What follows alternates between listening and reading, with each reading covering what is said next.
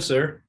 In terms of my rise, I would say I guess this spring is when I felt like I had the best opportunity. Ever since I got here, I've been wanting to contribute. But I would say this spring. Hey, Dan, two questions from me. Number one, how did you make your way to Georgia in terms of deciding to go there to just go to college or play or whatever? And then secondly, what happened on that punt block against Arkansas? Can you take me through that play, please? Yes, sir. So coming out of high school, I had a really good senior season. Before that, I didn't really get many looks or offers, but I had some smaller offers my senior year from the schools like Mercer and Air Force. They came late, but I reached out to Coach Warren, and he offered me a preferred walk-on spot here, and UGA is where I've always wanted to come, so I couldn't pass that up. And in terms of the block punt, it was something that we worked all week. During practice, I feel like that's what really led us to be able to block that punt. But we had two shots at it really, and we were able to execute on the second try, thankfully. Let's go to Jake Rowe and then Seth Emerson.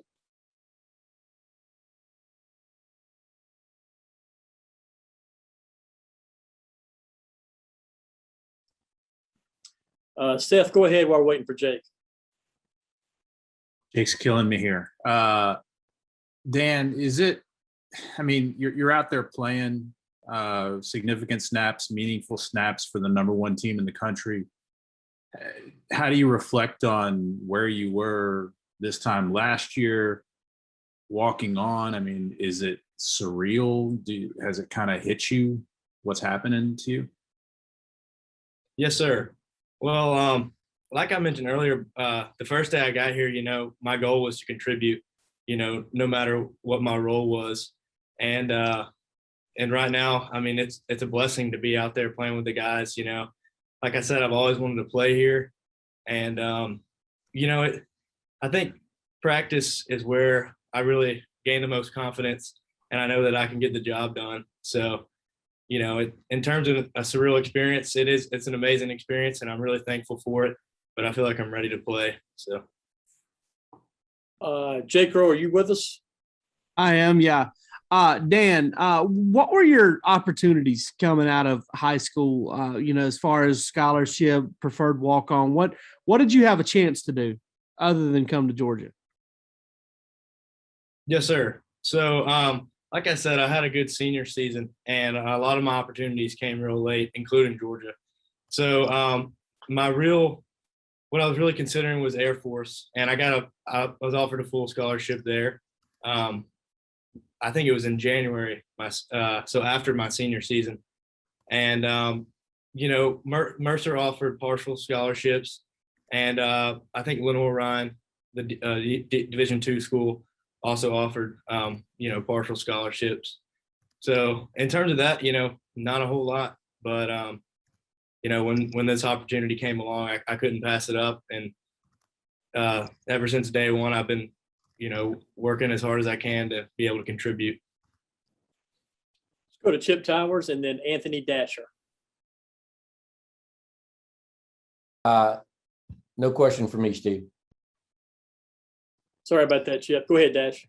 I appreciate it. Well, I know Coach Martin, said some nice things about you, but when he talks about you being accountable, what does that mean? Hear your head coach say that? And also, if you are, Dan, if you are asked to have to start this weekend, if Chris isn't able to go, how ready are you for that opportunity? Mm-hmm. Well, obviously the respect from Coach Mark means the world to me. And in terms of accountability, that means a lot to me as well, because I feel like I am ready and I know my role whenever my opportunity comes. And if it comes this weekend or next weekend, or not next weekend, but whenever it comes, I'm going to be ready to play.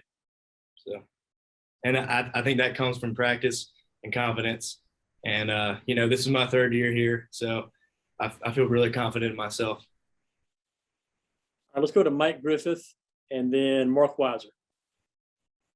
Dan, I got to ask you, being in the open field with Darnell Washington, man, I mean, this guy at 280, and you were the one that got in front of that train. What went through your mind? I mean, I haven't seen anybody else try to take him on like that. And what was the after effects of that? Yeah, so me and Darnell cut up about that one all the time. You know, he continues to remind me of that when he sees me. But you know, in terms of that, I guess I was hoping I would have hit him before he turned around. But and what I should have done is kept my head up, obviously, and ran through. But you know, he's an incredible player. You know, one of the best tight ends, you know, in the whole nation. And you know, when it comes to big people like that, you just got to keep your head up and wrap your feet and wrap up and run your feet. So, you know, I go against him every day at practice, and I'm really thankful for that. And you know, next time, every time I get a chance to tackle him, I make sure that never happens again. Hey, Dan, excuse me. Obviously, you've had an eventful last 6 months. What stands out for you in terms of, you know, things you've done? And have you had any moments where, you know, you kind of took a moment to say, wow, I'm really kind of living the dream? Yes, sir. Like you said, it's been an incredible last 6 months for me. But, you know, I've really been focusing on my faith and what God has done for me so far to bring me to this point. Because without him, I know I wouldn't be playing the game at all, much less be at the University of Georgia.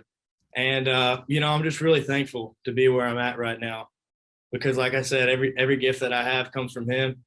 And, you know, that's all I have to say really about that. So I would say when I look back, I'm just thankful for the answered prayers and, you know, the confidence he gives me day in and day out to do his will. Let's go to Palmer and then Tyler.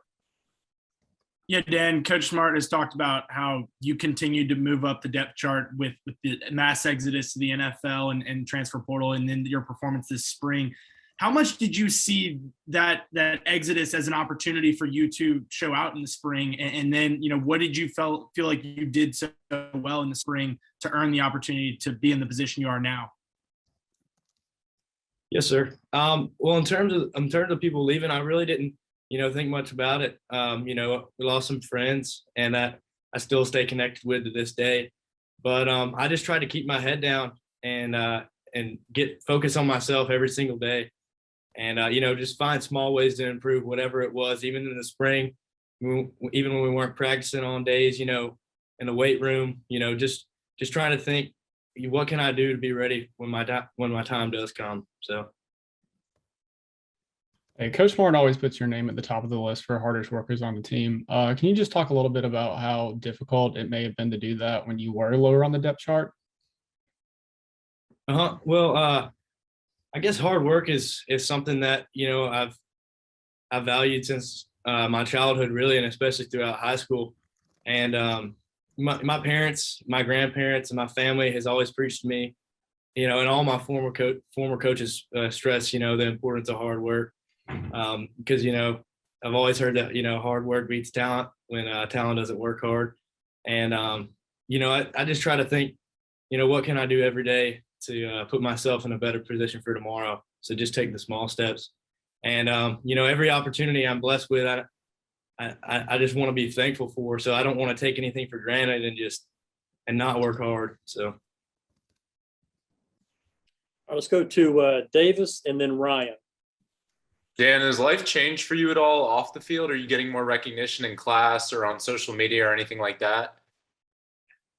Oh, no, I wouldn't say life has really changed for me. You know, I try not to focus on, you know, too much of the social media or anything like that. You know, I just try to lock into, you know, who we're playing that week and then who we got the next week right after that game's over. So in terms of off the field, you know, I've received a lot of support from a lot of close people, like but that I'm really thankful for. But no, nothing's changed here. Just got to keep my head down and keep working. So. Hey Dan, was there, you know, obviously you're working hard, you're grinding, and Kirby has talked a lot about how you always show up to practice. But over the last 6 months, year, was there maybe one moment where all the coaches or the players turned their head and they're like, "Whoa, that look at Dan Jackson." Oh, I can't really think of a moment in particular. You know, ever since I got here, I feel like I've had a great relationship with all the players, and you know, no matter if it's me or anybody on the team, if you work hard, that doesn't go unnoticed. And in terms of the coaches, like I said, I've always had great relationships with them since I've been here, and I respected everything they've done for me. So no, I can't think of anything in particular, but. Okay, Dan, good job tonight. Thanks for your time, and we'll see you next time. Yes, sir. Thank y'all.